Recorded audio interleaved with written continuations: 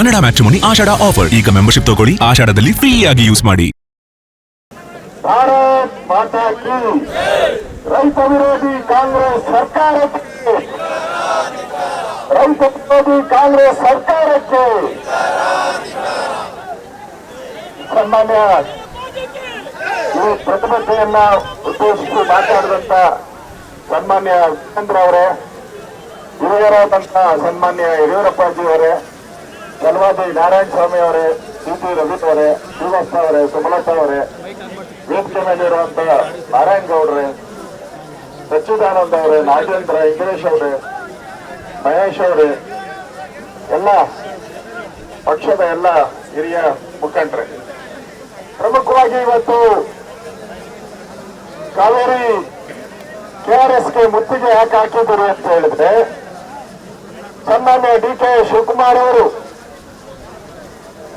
ತಮಿಳುನಾಡು ಜೊತೆ ಶಾಮೀಲಾಗಿ ಒಂದ್ ರೀತಿ ತಮಿಳುನಾಡಿನ ನೀರ್ಗಂಟಿಯಾಗಿ ಕೆಲಸ ಮಾಡ್ತಾ ಇದ್ದಾರೆ.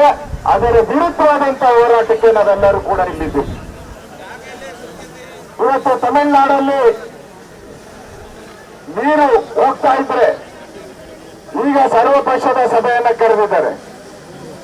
ಟ್ರಿಬ್ಯುನಲ್ ಮುಂದೆ ಮಂಡನೆ ಏನ್ ಮಾಡಬೇಕಾಗಿತ್ತು,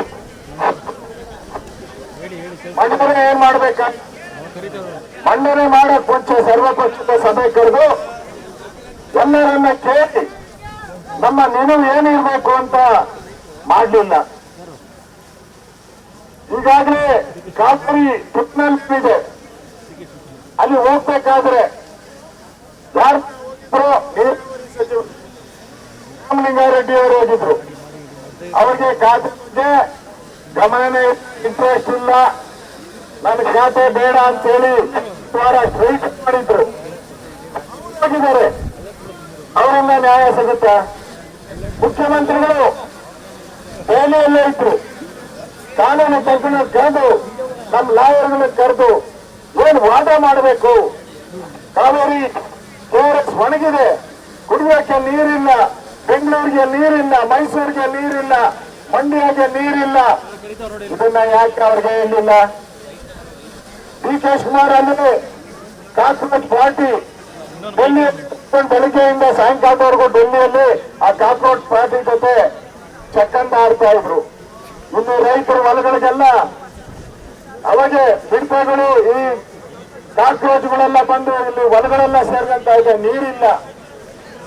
ಇದನ್ನ ನೋಡಿದೀರ ನೀವು ಡೆಲ್ಲಿಯಲ್ಲಿ ಆ ಕಾಕ್ರೋಚ್ ಪಾರ್ಟಿಗೆ ಹೋಗಿದ್ದೀರಿ ಅಂದ್ರೆ ನಿಮ್ಗೆ ಇಂಟ್ರೆಸ್ಟ್ ಏನು? ಕ್ಯಾಬಿನೆಟ್ ರಚನೆ ಮಾಡಕ್ಕೆ 3 ರಾಹುಲ್ ಗಾಂಧಿ ಮನೆ ಮುಂದೆ ಫುಟ್ಪಾತ್ನಲ್ಲಿ ಕಾದ್ಕೊಂಡು ನಿಂತಿದ್ರಿ. ಅವತ್ ಜ್ಞಾಪಕ ಬರಲಿಲ್ಲ ಕಾವೇರಿ.